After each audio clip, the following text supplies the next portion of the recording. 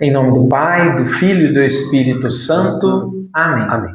Deus unitrino, mistério de nossa fé, abençoai-nos com a graça do entendimento, para que tudo que iremos estudar seja favorável à nossa salvação. Por Cristo Senhor nosso. Amém. Todos os santos e santas de Deus, rogai por nós. Em nome do Pai, do Filho e do Espírito Santo. Amém.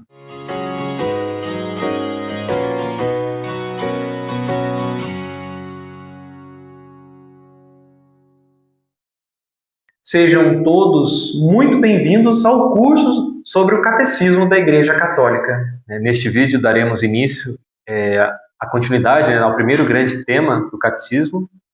E só para lembrarmos que nós estamos estudando o Creio, então estamos na reta final deste grande tema. Na aula de hoje nós trataremos do artigo do Credo que diz: Creio na Santa Igreja Católica. E este artigo do Credo, um dos mais importantes do Credo, não pelo valor comparativo com que cada parte dele se trata, mas por causa da importância que o entendimento deste tema em si vai ter para a nossa vida. E será que nós sabemos os desdobramentos dessa afirmação? Por que é que nós cremos numa instituição? Então, para a gente começar a entender esse mistério da Igreja, da formação da Igreja, da fundação da Igreja, nós vamos tentar entender um pouco da lógica do porquê Nosso Senhor funda essa instituição. Primeiramente, Nosso Senhor funda essa instituição depois de ter ensinado todas aquelas revelações aos apóstolos. E todo esse ensinamento não poderia ficar perdido. Era necessário que houvesse alguém que guardasse esses conhecimentos e que tivesse autoridade para tudo isso. E Nosso Senhor, quando vai para o céu, ele deixa os apóstolos na terra. Ele não estava mais de forma visível, humanamente visível, para a presença da sua igreja. E por isso, aqueles que ficaram com esse conhecimento precisavam ter uma estrutura. Então, era necessário, pela própria constituição da natureza humana, que houvesse uma instituição formada, formatada, que seria a guardiã de tudo aquilo que Nosso Senhor ensinou aos apóstolos. Então, ele funda a Igreja. Essa instituição, além de ter esse conhecimento, ela precisaria ter a capacidade de transmitir a graça. Porque quando Nosso Senhor faz os sacramentos, ele vai dar à Igreja a autoridade de ministrá-los. Então, mais uma vez, ele precisava de uma estrutura humana, mas de origem divina. E como toda estrutura humana, a Igreja ela terá no seu íntimo uma ordem. A Igreja, então, fundada por Nosso Senhor Jesus Cristo, ela terá uma característica hierárquica, onde precisará, como toda sociedade, como toda instituição humana, ter uma cabeça e os seus membros. E nesses membros, juntamente com a cabeça, que o corpo não anda sem a cabeça, ela precisa ter autoridade divina para transmitir aquilo que veio de Deus. Só nessa observação da necessidade da Igreja, já podemos observar toda a autoridade que ela possui. Se a Igreja não tivesse autoridade para ensinar o que ela ouviu de Jesus Cristo, nenhum ensinamento de Nosso Senhor poderia ser dado crédito pelos homens. E por que depois que Nosso Senhor subiu aos céus, e depois que São João Evangelista, o último apóstolo, morreu, a revelação pública da Igreja acabou. Dali em diante, os sucessores dos apóstolos serão os guardiões desse conhecimento que será transmitido. Mas eu só posso dar crédito a algo que é transmitido se quem me passou a informação tem autoridade. Se eu pergunto para o médico qual remédio que eu tenho que tomar para curar minha doença, se eu não acreditar na autoridade que ele possui, que tem esse médico, eu vou tomar então o remédio? Não faz sentido, Eu vou ficar desconfiado. Será que é isso mesmo que ele está receitando? Vai me fazer bem? Mas, quando o indivíduo possui autoridade e me fala, o remédio é esse, então, eu acredito naquilo que ele está falando e eu tomo tranquilamente, porque eu sei que vai me fazer um bem. Então vejamos, a autoridade do médico, né, está baseada na estrutura daquilo que ele estudou e seu prestígio como médico, né? Então, enquanto que a autoridade da igreja vem de Deus. Então a autoridade da igreja vem de Deus. É nosso Senhor Jesus Cristo que dá essa autoridade à igreja. No Evangelho de São Mateus diz, né? Pedro, tu és pedra e sobre esta pedra edificarei a minha igreja. E tudo que ligares na terra será ligado no céu. E desligado na terra, desligado será no céu. Essas palavras são claras de nosso Senhor, né? Toda a autoridade, dando toda a autoridade para Pedro e depois para os apóstolos também. O destaque na figura de Pedro, nós já vamos ver o porquê, né? Muito bem. Por que o nome igreja? Igreja significa reunião de pessoas. Então lembrem-se, igreja significa reunião de pessoas. Onde a palavra igreja vem do grego eclésia, que significa reunião. Mas quem são as pessoas que vão se reunir naquela instituição? Aqueles que são batizados farão parte da igreja. E fazendo parte da igreja, eles entram nessa estrutura. Nós temos que ter essa ideia bem clara em nossas mentes, pois a igreja ela não é uma estrutura humana, mas divina, onde ela foi criada por nosso Senhor e há homens e mulheres que fazem parte dela, né? Ou seja, ela é a única instituição desse mundo, do nosso mundo, que é divina e que é a Santa Igreja Católica. E a igreja não foi fundada pelos apóstolos, ela foi fundada por Jesus Cristo sobre os apóstolos. Olha a diferença, né? E se nós admitimos que nosso Senhor é Deus e homem, lembremos da união hipostática, logo é claro, é lógico que a igreja foi fundada por Deus. E como Deus não se engana, não pode enganar ninguém e nem muda de ideia, como nós vimos lá no início das nossas aulas, tudo que a igreja ensinar com a sua autoridade é verdade. Veremos agora a estrutura da igreja, onde o governo da igreja é o Papa. Nós temos um testemunho histórico disso, que nos primeiros séculos, quando alguma controvérsia religiosa vinha sobre o clero, alguma dúvida, eles não tiravam a dúvida, por exemplo, com São João ou com São Tiago.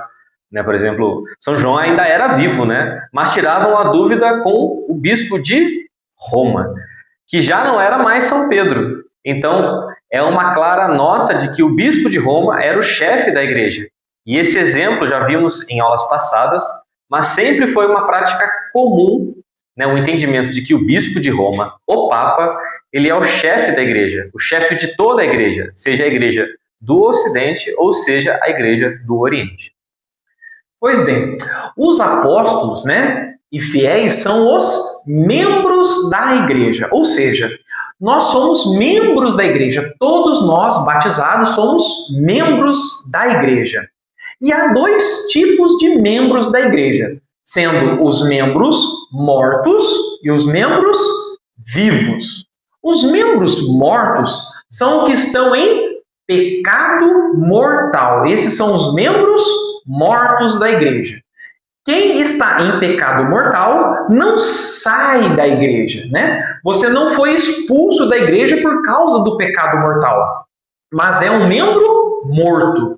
Ou seja, quem está em pecado mortal precisa voltar à vida através dos sacramentos, para que volte à comunhão com a igreja. Então, o membro da igreja que está morto, ao confessar os seus pecados, recuperando a graça, volta a ser um membro vivo da igreja.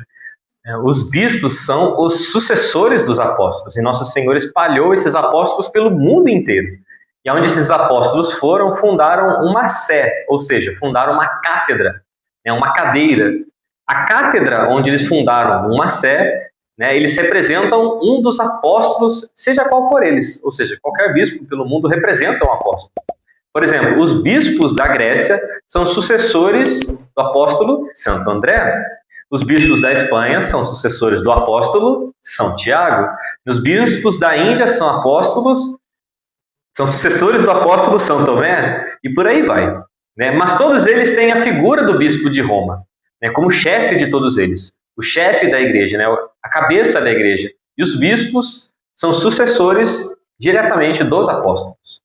A igreja também, como uma instituição, ela precisa ter um fim, um sentido para o qual foi criada. Né? Por exemplo, o corpo de bombeiros serve para quê? Para apagar incêndios e salvar a vida das pessoas. Se o corpo de bombeiros, né, deixar de fazer isso, ele não está cumprindo o seu fim ao qual ele foi destinado, né, ao qual ele foi criado. Se a polícia, né, parar de combater o crime, ela não está cumprindo o fim a que ela foi destinada. Então, a igreja também tem um fim. Qual é o fim da igreja, né? Qual é o seu sentido de criação? É salvar almas. O fim da Santa Igreja é salvar as almas. A igreja existe para isso. E todas as outras ações, né, as práticas de obras de caridade, espirituais e corporais, estão inseridas nesse fim. Tudo tem que ser feito visando esse fim. A igreja não pode ficar meramente preocupada com os fins materiais, né, em si mesmos. Ela precisa pensar sempre no seu fim último, que é a salvação das almas. Essa é a principal preocupação da igreja, né? Ela foi fundada neste objetivo, para isso, para que os homens se salvem. Né? As maneiras como isso vai ser feita, né, ela vai desenvolver durante toda a caminhada histórica, onde ela leva as almas para o céu. E para isso ela vai passar, né, por um combate. Né? Tanto é um combate, né, que chamamos de igreja militante, né? A igreja que está aqui na terra, né, já que luta contra os inimigos da fé para dar salvação aos seus filhos. Né? Essa igreja que batalha. Né? Este é o fim da igreja pela salvação das almas. Para isso, a igreja precisa ter os meios para realizar a obra de levar as almas para o céu. Ela precisa ter os meios para isso, né? E como é que ela vai fazer tudo isso se não tiver os meios? E quais são os meios que a igreja tem? Né?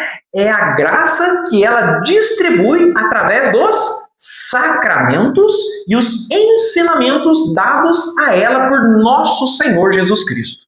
Então, só a Igreja Católica foi dada isso. E a nenhuma outra igreja foi dado isso. Né? A gente precisa guardar muito bem isso no nosso coração. Aqui entendemos por que esse trecho do credo é tão importante. Pois a igreja é o resumo de toda a salvação. Né, lembremos também que antigamente, né, antes da revelação, né, as religiões naturais, as religiões pagãs, todas vinham de um cunho meramente natural. Né? Ou seja, o homem sabia que Deus existia e arranjou uma maneira de cultuá-lo, onde o culto partiu do homem para Deus. Agora, o catolicismo não. É Deus para o homem. É Deus que fala, eu quero ser adorado desta maneira aqui. Eu me revelei desta forma. Olha, eu sou assim, eu sou desta forma. E o culto que vocês farão para mim é esse. Né? A partir de agora, vocês sabem, já sabem o que vocês têm que fazer. Não é mais como a religião natural.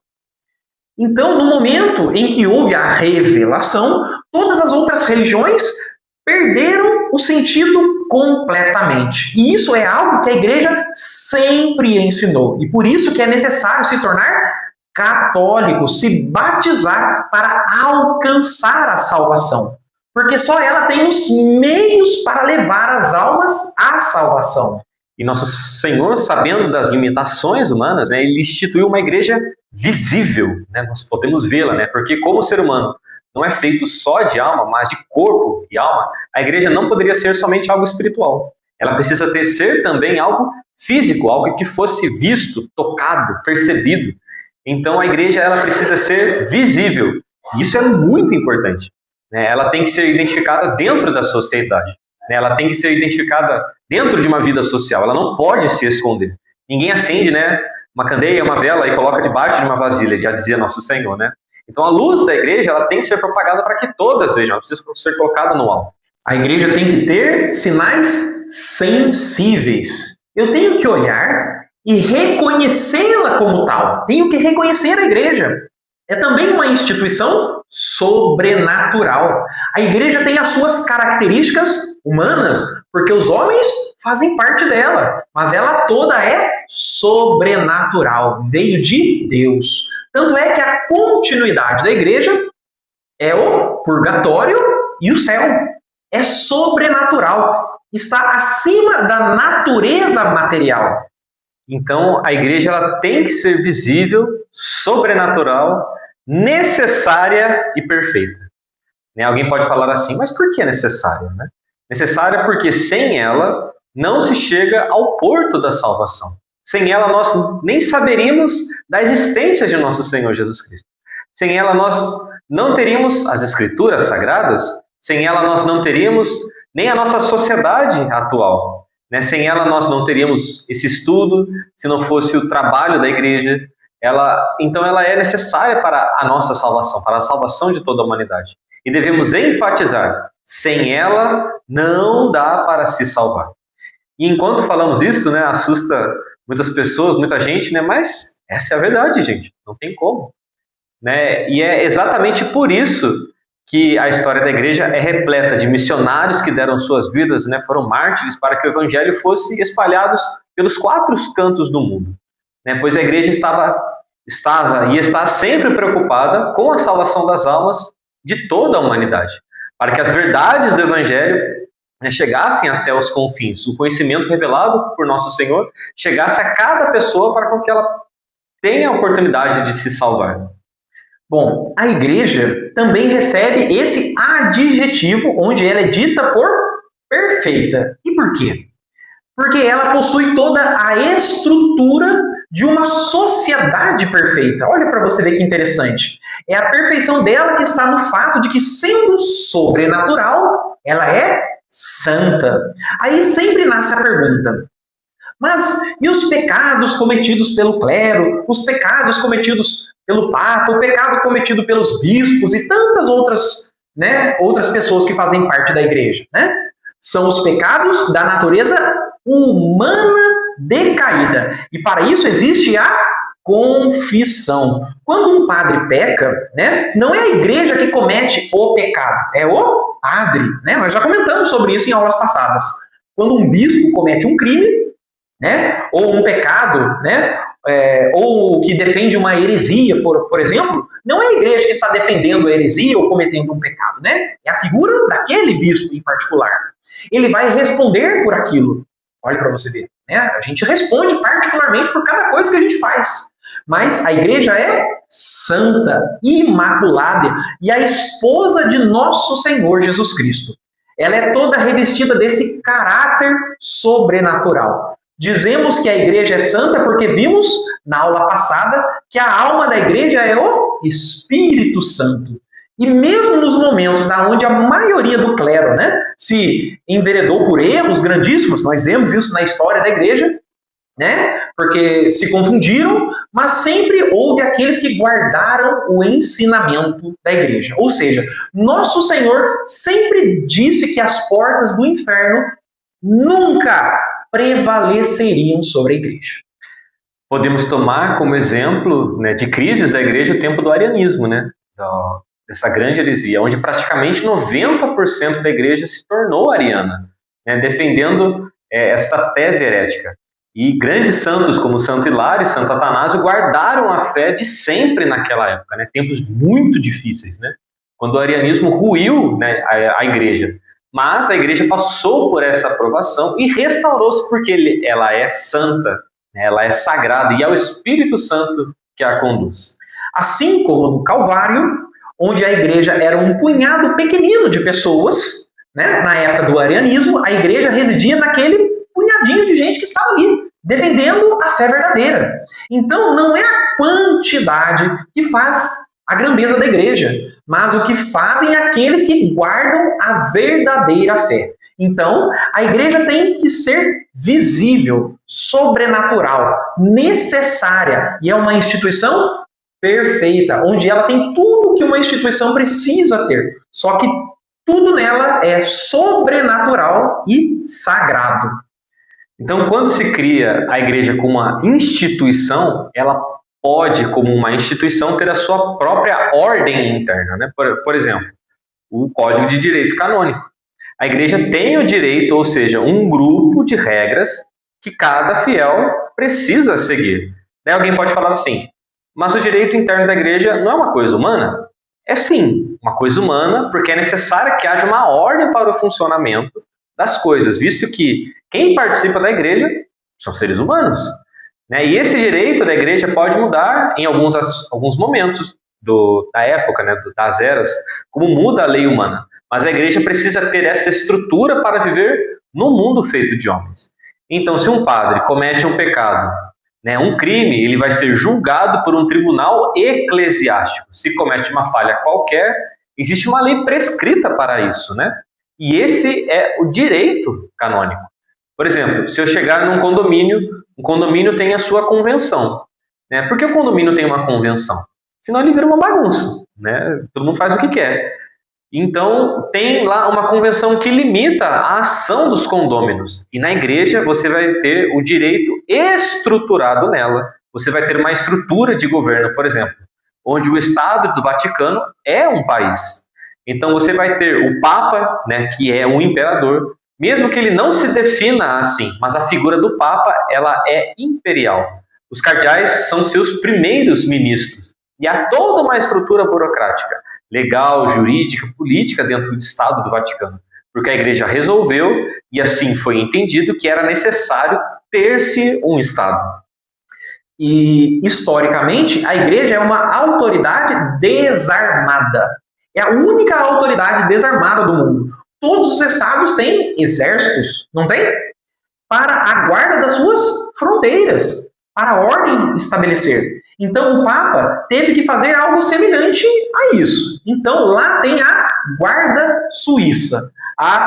Essa guarda, né, a polícia do Vaticano, onde tudo contribui para o funcionamento do próprio Vaticano. Onde até um banco a igreja tem, né, que é o Banco Ambrosiano.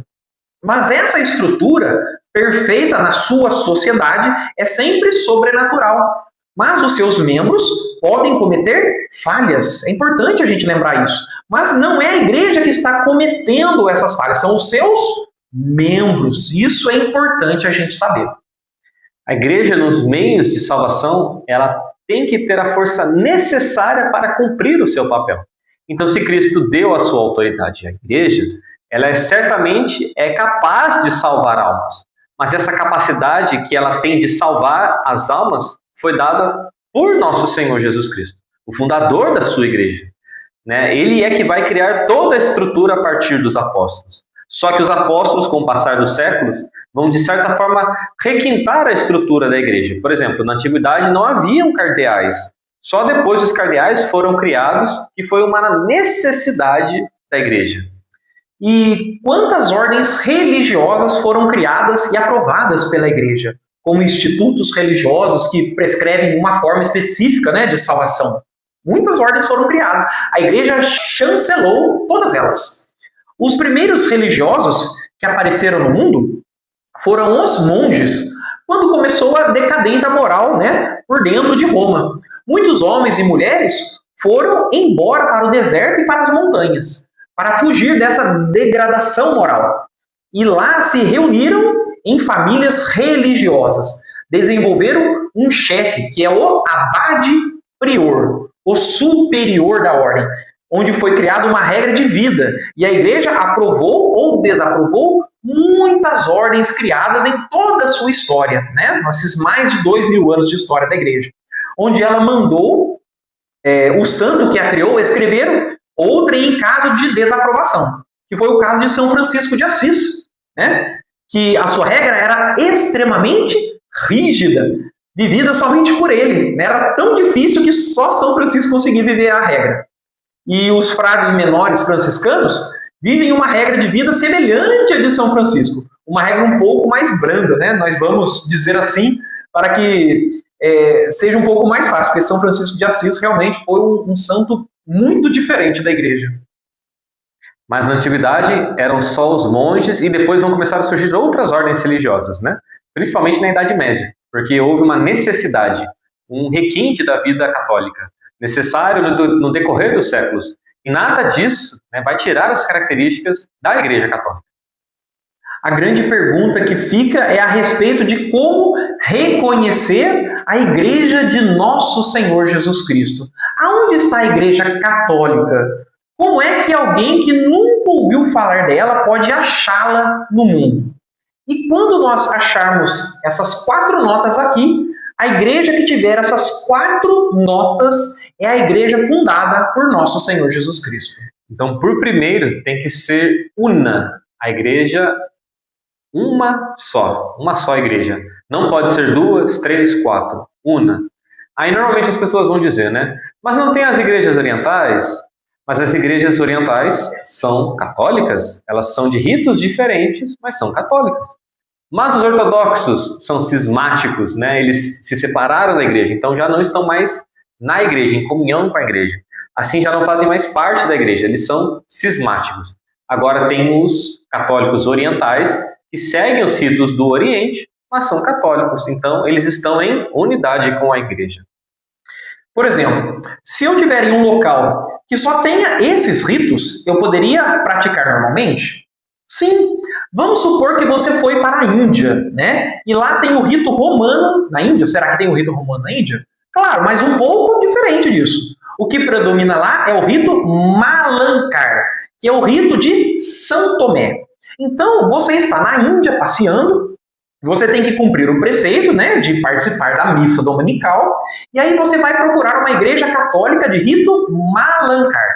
Bem, então você vai ver se é a igreja católica. Tem que ter cuidado, porque pode ser ortodoxa. Temos que ter sempre esse cuidado, né? Até aqui no nosso país, a gente precisa tomar cuidado. Você assiste a missa no rito Malankar, porque você não tem uma igreja romana próxima de você. Isso pode acontecer. Mas se tiver o rito romano, você vai assistir missa no rito romano, porque é o rito que você faz parte. Dizemos tudo isso porque não é lícito a um católico assistir numa igreja ortodoxa. Não é lícito, não podemos fazer isso. Então, a primeira nota, identificamos que a igreja de Nosso Senhor Jesus Cristo é a unidade. Ela tem que ser uma só igreja. E a segunda nota, então, a igreja ela é santa, ou seja, a igreja ela é santa porque tem os meios de santificação das almas. Ela é a única que pode tornar o ser humano santo. Então, o que é um santo, né? É aquela pessoa que vive em estado de graça. Todo aquele que vive em estado de graça, né, está em santidade. Se alguém morrer no instante em que a alma esteja em estado de graça, ela será salva e será santa. Até mesmo se forem para o purgatório, porque serão santos, né? Porque as alminhas do purgatório são santas, estão lá por um tempo determinado em que tiverem que pagar as suas penas, a purificação de sua alma. Então a igreja ela é santa porque ela tem os seus meios de salvação, de santificação. E a terceira nota, né, que a igreja é católica, é a igreja que é para todo mundo, ou seja, ela é universal. A igreja ela foi criada por Nosso Senhor para que todos os povos da terra pertençam a ela. Olha para você ver que interessante. É por isso que ela é chamada de católica, porque a palavra católica significa universal. Ela pode e deve estar presente no mundo inteiro. Todos podem ser católicos e devem se tornar católicos. Assim, ela não pode ser uma igreja particularizada, né? Como, por exemplo, uma igreja que só se pode entrar se você tiver uma nacionalidade. E podemos dar um exemplo hipotético de uma igreja onde só poloneses, por exemplo, fazem parte, né? Um exemplo aqui hipotético. Isso não é universal, isso não é católico. A igreja católica abarca todos os povos de todos os tempos, de todos os lugares. E todos têm que entrar nela através do quê? Do batismo. Então, para fecharmos, né, a quarta nota, né, a igreja ela precisa ser una, santa, católica e, por fim, apostólica. A igreja ela precisa ser apostólica. Tem que ter vindo diretamente da sucessão dos apóstolos. Se não veio dos apóstolos, não é a igreja de Jesus Cristo. Essa nota talvez seja aquela que tire mais todas as dúvidas, porque se não houver uma sucessão apostólica na figura do bispo, não é a igreja de Cristo. E se não for a igreja de Cristo, não tem os meios necessários para a salvação. E se as pessoas permanecerem nessa igreja que não é de Cristo, infelizmente não alcançarão a salvação. Então é importante nós descobrirmos onde está a igreja nas suas 4 notas características, né? Novamente, una, santa, católica e apostólica. E isso indica que a igreja foi fundada por nosso Senhor Jesus Cristo. Esta é a bússola, né, que vai nos indicar a salvação. E por que, às vezes, a gente acrescenta romana? Isso aqui é importante, porque é onde fica a sede da igreja. Mas a nota essencial é a igreja é una, santa, católica e apostólica. Mas a igreja romana é onde fica a cabeça, onde fica o chefe, o papa, o bispo de Roma. Por isso que nós somos católicos, apostólicos, romanos.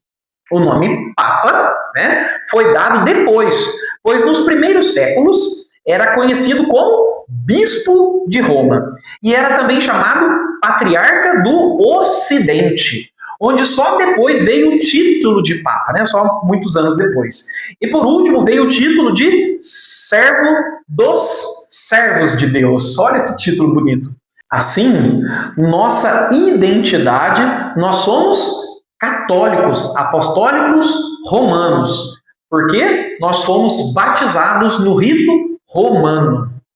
Agora, por exemplo, um católico que foi batizado no rito melquita, que é o rito de São João Crisóstomo, ele não é romano. Ele é católico, apostólico, melquita. Mas é católico, está na unidade, está na santidade. Né? Ele faz parte da Santa Igreja Católica. Né? E é apostólico. Só que não é um rito romano. Então, há algumas pequenas diferenças, né? Como nas vestes que os sacerdotes usam. Né? Mas a estrutura do rito ela é basicamente a mesma. Por exemplo, nós, ao entrarmos numa igreja melquita, né, nós percebemos que há uma divisória entre a nave dos fiéis e a nave do altar. Essas divisórias são cortinas, né, ou portas que na hora da consagração elas se fecham naquele momento do rito. Aí o padre consagra e escuta-se a voz dele consagrando, né, a Eucaristia. Mas nós não vemos por causa das cortinas das portas. Agora, já no rito romano, nós não temos, né, as cortinas e as portas, né? Mas o padre, né, ele fala em silêncio, por exemplo, no rito tradicional. No rito novo, né, depois do Concílio Vaticano II, ele vai falar, né, grande parte da oração nós escutamos e participamos também respondendo. Né? E por quê? Porque a hora da consagração ela tem que ser separada, né? Naquele momento, né? Isto é o meu corpo, né? Que será entregue por vós. Isto é o meu sangue, né? O momento da consagração. Isso é muito marcado nos ritos orientais, onde eles vão, né, se dedicar ali numa profunda meditação. E nos ritos ocidentais tem resquícios disso também. Né? E uma coisa interessante é que as cores, né, são as mesmas para os dois ritos nos tempos litúrgicos. Né? A liturgia ela é universal nesse quesito. Né? O verde, o vermelho, o branco, o preto e o roxo. Bem, considerando que são 12 apóstolos, o que é que faz a sucessão? O exemplo da igreja do Egito, né, que é a igreja copta, todos os bispos coptas são sucessores de São Marcos. Mas São Marcos foi para o Egito e morreu martirizado lá e fundou a sede Alexandria. É a chamada Igreja de Alexandria, a igreja copta. Ela não é romana. Daí alguém vai falar, então a romana é a do Papa, né? É o chamado rito de São Pedro e São Paulo, ou rito romano. Nós somos da igreja romana, ou seja, somos católicos apostólicos romanos. Então o Papa é sucessor de São Pedro. Jesus funda a Igreja Católica sobre os apóstolos, e dos apóstolos tendo Pedro como chefe, sendo que os apóstolos eles se espalharam pelo mundo. São Tomé foi para a Índia, São Marcos foi para o Egito, e assim cada um foi para um local conforme o Espírito Santo os inspirava para que eles fossem, onde eles pregaram o Evangelho, até, melhor dizendo, após Pentecostes, e depois batizando em nome do Pai, do Filho e do Espírito Santo. E um fato curioso da igreja romana é que São Pedro é o bispo de Roma, mas São Paulo também é um dos fundadores da igreja romana. Só que São Pedro é o chefe. Assim, os outros lugares não têm papa, mas sim bispos. Isso é importante a gente saber. Os outros lugares têm bispos. E há uma diferença particular do papa para os demais bispos, onde podemos observar o cajado, que cada um leva consigo, né? O cajado do bispo se chama báculo e tem a ponta arredondada, né? Significa que ele é o pastor de uma região geográfica. Por isso que é arredondado, significando o cuidado dos fiéis de um certo local. Agora, o cajado do Papa se chama férula papal e não é arredondado na ponta, mas possui uma cruz, indicando que ele toma conta dos fiéis do mundo todo, do mundo inteiro. Assim, se houver algum problema teológico, quem resolve é Roma, né? Ou seja, é o Papa. No final das contas, né, todos os caminhos levam para Roma. E há um ditado que diz, né, Roma locuta, causa finita. Né? Ou seja, Roma fala e está resolvido o problema. Assim, temos um momento em que São Pedro ele se torna Papa para depois ter sucessões. Que é quando Nosso Senhor faz aquelas 3 perguntas a ele, né? Pedro, tu me amas? Né, apacenta as minhas ovelhas. Ali está dando autoridade a São Pedro. Né? Vimos em aulas passadas que nesse momento, né, São Pedro volta ao estado de graça pelo perdão de ter negado Nosso Senhor por 3 vezes. Mas aqui também significa, né, a reafirmação da autoridade que ela é conferida por Nosso Senhor. Né, que se frisa por 3 vezes, né? Apacenta as minhas ovelhas, apacenta as minhas ovelhas, apacenta as minhas ovelhas, para demonstrar os 3 poderes que o Papa tem. Esses poderes ficam simbolizados na tiara papal, né? O Papa não usa mais essa tiara, mas na época em que o Papa usava a tiara, né, que parecia uma coroa, ela tinha 3 coroas, uma para cada poder papal, né? Cada poder desse foi dado a São Pedro. E os poderes são ensinar, governar e santificar, já que o peso de guardar a doutrina recai exclusivamente sobre o bispo de Roma. Sempre a palavra final é do Papa. Assim, Nosso Senhor entregaria a ele as chaves do reino dos céus e dá autoridade a ele sobre as demais, né, palavras. Sobre esta pedra edificarei a minha igreja. Cristo funda a igreja e dá autoridade a Pedro como chefe, ou seja, Pedro significa pedra, a rocha firme da construção. E foi por isso que Nosso Senhor troca o nome dele, né, para isso, pois ele não se chamava Pedro, mas sim seu nome era Simão. Né? Então Pedro se torna o fundamento, o chefe, né, o princípio visível da igreja. Assim, quem vê Pedro, vê a Nosso Senhor Jesus Cristo, pois ele é o representante de Cristo na Terra. E por isso a figura do Papa ela é tão importante. E a troca do nome feita, né, por Nosso Senhor é para mostrar visivelmente a nova missão daquele que seria o chefe da igreja. Assim, quando há uma mudança de nome na igreja, significa a missão pela qual aquela pessoa vai percorrer a partir daquele momento. Observamos isso recentemente com a nomeação, né, do nosso atual sumo pontífice, né, que tinha o nome de Robert Francis Prevost, e escolheu o nome, então, de Leão XIV, dizendo que a sua missão é dar continuidade aos trabalhos feitos pelo Papa Leão XIII. Interessante. E uma curiosidade da igreja é a fundação de uma igreja, pois sempre que uma igreja está prestes a ser edificada, estamos falando agora do templo, né, para ficar bem claro, né, a paróquia na qual aquela igreja pertence, naquela extensão territorial, estabelece a pedra de fundação. Ou seja, é a pedra fundamental da igreja que foi abençoada para a construção de uma igreja, para a construção de um templo, né? E é como se marca o momento em que a igreja vai nascer. E isso indicando que aquela igreja está sob os cuidados de São Pedro, ou seja, do Papa e de seus sucessores. Ou seja, os fiéis que ali se reúnem estão sob os cuidados do sumo pontífice. Voltando um pouquinho no quesito de que a igreja precisa estar presente, né, na sociedade, para que ela seja visível e marcante na vida da humanidade, e convidando a todos a uma mudança de vida, né, um convite à salvação do ser humano, o catolicismo, e principalmente, né, na Idade Média, foi criando-se, né, um monte de costumes na sociedade que sempre convidava o homem e o lembrava desta salvação, né? Então, quando se fazia uma igreja enorme, né, uma grande catedral, né, com sinos, torres, era para lembrar que a vida aqui na Terra, ela tende para o céu, né? Por isso que quando nós entramos nessa grande igreja, nós olhamos para cima, né? E temos que lembrar disso o tempo todo, né? Quando os sinos tocam, devemos lembrar, né? Vamos rezar, vamos rezar.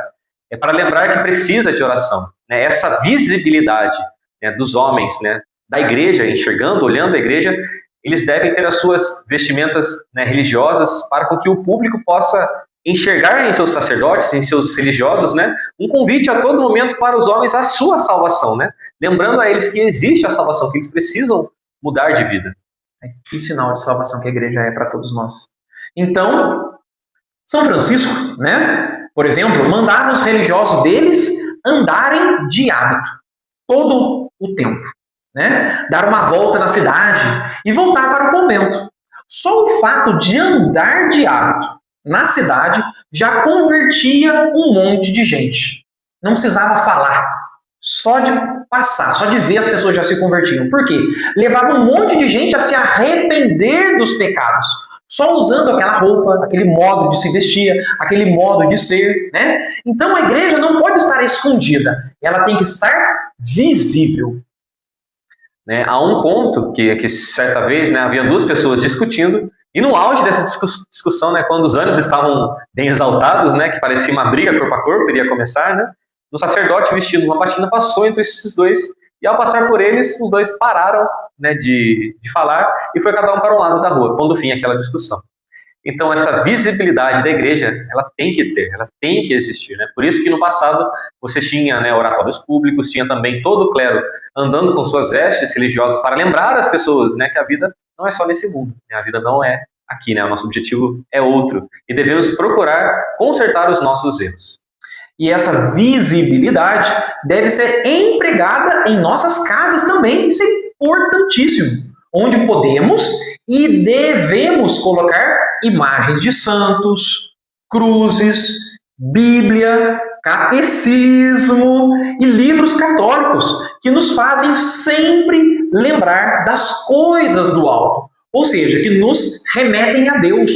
Nós somos feitos de corpo e alma e por isso precisamos de coisas sensíveis para nos santificar também. Assim vamos nos utilizando de tudo para sempre manter nossos olhos voltados para Cristo, voltados para o Senhor, visto que, como já falamos, a concupiscência dos olhos é o que mais leva as pessoas a pecarem. Quando falamos da autoridade do Papa, né, logo vem a reforma protestante que começou com Lutero, né? E um dos motivos foi ele querer tirar a autoridade do Papa. Sim, né, o protestantismo ele é uma revolução, ou seja, é a única religião do mundo que foi fundada por uma revolta, né?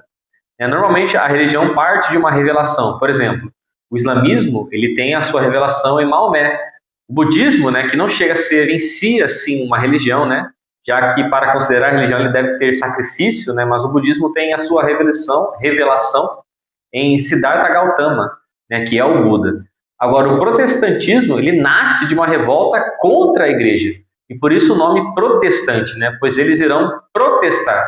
Há muitos outros motivos, né, pelos quais houve a reforma protestante, mas veremos isso ao longo das demais aulas. Bom, a igreja tem que ter os meios de salvação. E para isso, ela precisa ter uma autoridade reconhecida na hora de afirmar algo, que é verdadeiro. E no século XIX, essa autoridade começou a ser questionada. Então, o Papa Pio IX, na encíclica Pastor Eternus, vai afirmar a autoridade de infabilidade do pontífice romano. E o que significa isso? O Papa, o bispo de Roma, é infalível.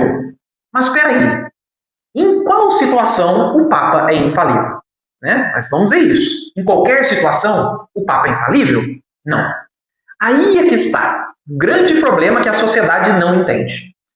O Papa, o bispo de Roma, é infalível quando ele afirma ex cátedra, ou seja, na cátedra de São Pedro. Algo que sempre foi crido, sempre foi ensinado por todos e por todos os tempos. E ele afirma isso cercando a afirmação de toda a proteção necessária para que aquilo nunca mais seja discutido. Ou seja, somente se tratando de assuntos referentes à fé e à moral é infalível. E se ele declarar isso, ex cátedra. Se ele declarar algo nesse sentido, aquilo ali sempre será verdade. Então, como reconhecer que essas declarações do Papa elas são infalíveis? Nós temos as declarações mais conhecidas, por exemplo, né, a Imaculada Conceição, a Assunção de Nossa Senhora. Né? Todas essas declarações feitas pelo Papa têm esse caráter ex cátedra, ou seja, feito da cátedra de Pedro. O que significa isso? Quando o Papa declara tal coisa, é como se o próprio São Pedro estivesse falando, né? Ele está falando da autoridade de Pedro. Portanto, o que ele está afirmando com essas características é infalível. Portanto, é uma verdade absoluta. Ela é dogmática, né? Essa expressão verdade absoluta, hoje, assim, ela dói em certas pessoas, porque não pode ser questionado, já que a afirmação tem uma chancela divina, né? Está diretamente ligado àquilo, né? Que o Papa liga na Terra é ligado no céu. Agora, tudo que o Papa fala é absoluto? Não. Agora a gente já entendeu. Por exemplo, se ele determina que a cor da batina dos padres não vai ser mais preta, né? Um exemplo aqui hipotético, vai ser branca, igual a dele, isso não é infalível. Ele pode mudar a qualquer momento, né? E ele pode mudar a qualquer momento e achar que não foi uma escolha muito bem assim para aquele momento e depois tomar outra decisão. Uma decisão política do Papa dentro do Vaticano, ele pode falhar? Claro que pode. Por exemplo, ele tomou uma decisão lá de fechar os restaurantes do Vaticano. Pode ter tomado uma decisão errada? Claro que pode. Então, alguns papas tomaram decisões erradas no passado. Normal. Mas agora a gente já sabe diferenciar. Um fato histórico que a gente não pode dizer que o Papa fez por maldade, né, talvez tenha feito por desconhecimento, foi a questão dos cristeiros no México. Né? O governo maçônico mexicano, né, começou a perseguir sistematicamente os católicos para implantar uma república maçônica, né, e mandou fechar a igreja, prender os padres, fuzilar padres, né, fizeram uma miséria terrível dentro do México. Né? E os cristeiros se levantaram em armas. Né?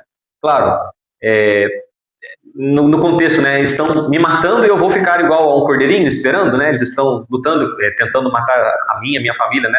Não, eu vou me levantar também para me defender a minha família, defender a fé. E eles começaram uma guerra contra o governo e estavam, né, vencendo a guerra. E aí o Papa mandou o quê? Abaixar as armas, né? Baixou as armas e o que a maçonaria fez? Acabou com todo mundo, né? Aqui há uma distorção para muitas pessoas, pois falarão que não poderia, né, os cristeiros ter que se levantar as armas. Mas o quinto mandamento diz que não podemos matar. Porém, né, podemos nos defender do injusto agressor. Mas isso veremos mais adiante quando nós também adentrarmos ao tema, né, da moral cristã, quando nós vamos falar lá dos 10 mandamentos. Mas ele falhou como Papa, né, o Papa da época? Né? Não, mas provavelmente falhou numa decisão política que talvez poderia ter outra saída. Mas deve ficar claro em nossa mente que o Papa é infalível, né? Somente quando trata de assuntos de fé e moral e declarando ex cátedra. Que diferença, agora nós sabemos. O nosso atual Papa já utilizou de sua infalibilidade? Não. O atual Papa ainda não. A última declaração ex cátedra foi feita pelo Papa Pio XII. E muitos irão ficar surpresos, pois nosso querido Papa, hoje São João Paulo II, né, não fez nenhuma declaração infalível. Olha que interessante. A infabilidade papal não é para qualquer coisa, né, que o Papa fale. A infabilidade papal é para as coisas específicas onde a igreja sente a necessidade de explicitar algo que está correndo perigo de fé. Isso é importante a gente saber. Ou então, quando se chega a uma conclusão que ninguém questiona mais, como o caso da Imaculada Conceição, onde uma pequena minoria de teólogos não concordavam, mas a maioria esmagadora dos teólogos eram concordes. Então, né, o Papa Pio IX na sua autoridade, vai dizer: Nossa Senhora foi concebida sem pecado original. Declaração ex cátedra. E quando há essa declaração, o católico não pode. Escutem bem, vou repetir. O católico não pode duvidar disso, sob pena de cair na indignação de Deus Todo-Poderoso. Né? Ainda temos muita coisa a dizer, né, sobre este trecho, né, do credo, né? Como, por exemplo, por que no credo nós não dizemos creio nas Sagradas Escrituras, né?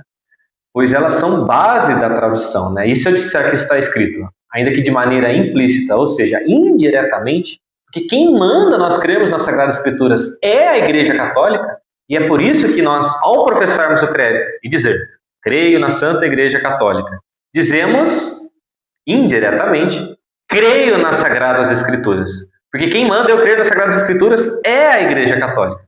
Assim, na nossa próxima aula será a parte 2, então, onde nesse tema, né, que é muito rico e extenso, nós vamos ainda nos aprofundar em muitos outros detalhes, né, e tirar muitas outras dúvidas. E na próxima aula, então, nós fecharemos esse tema do credo. Vamos encerrar com o nosso Senhor. Em nome do Pai, do Filho e do Espírito Santo. Amém. Amém. Deus eterno e todo-poderoso, agradecemos a graça da revelação pela qual somos chamados à santidade. Permanecei conosco para que possamos bem imitá-lo. Por Cristo nosso Senhor. Amém. Amém. Em nome do Pai, do Filho e do Espírito Santo. Amém. Amém.